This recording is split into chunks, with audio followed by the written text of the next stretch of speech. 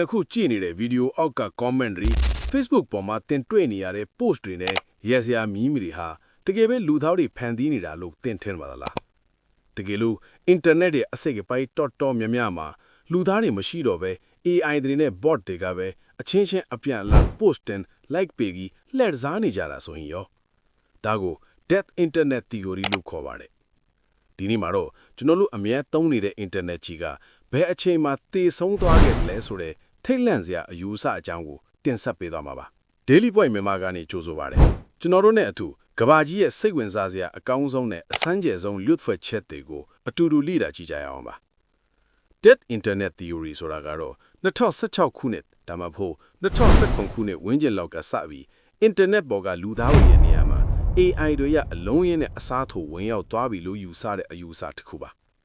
ဒီ theory အရသင် Internet ပေါ်မှာမြင်နေရတဲ့ content တွေရဲ့ကြီးမားတဲ့အစိတ်အပိုင်းဟာ AI algorithm တွေကနေအလိုအလျောက်ထုတ်ပေးနေတာဖြစ်ပြီးအဲ့ဒီ post တွေကို like ပေးတာ share တာနဲ့ comment ပေးတာတွေဟာလည်းလူသားစစ်တွေမဟုတ်ပဲ bot တွေကပဲလှုပ်ဆောင်နေကြတာလို့ဆိုပါတယ်လူသားတွေဟာ internet ပေါ်မှာ content ဖန်တီးသူမဟုတ်တော့ပဲ AI တွေဖန်တီးထားတဲ့ content တွေကို like ကြည့်နေရတဲ့ကြည့်ရှုသူတတ်ချစ်သွားခဲ့ပါပြီဒါဟာဖြစ်နိုင်ပါမလားလို့ထင်တွေးနေမှာပါ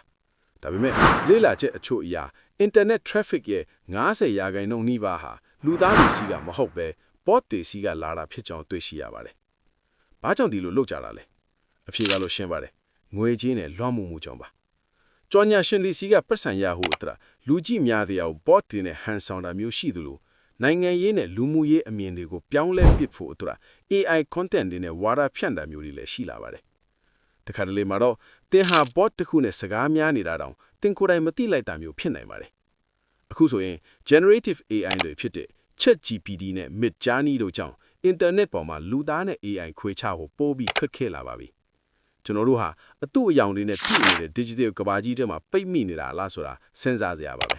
။မိတ်ဆွေတို့က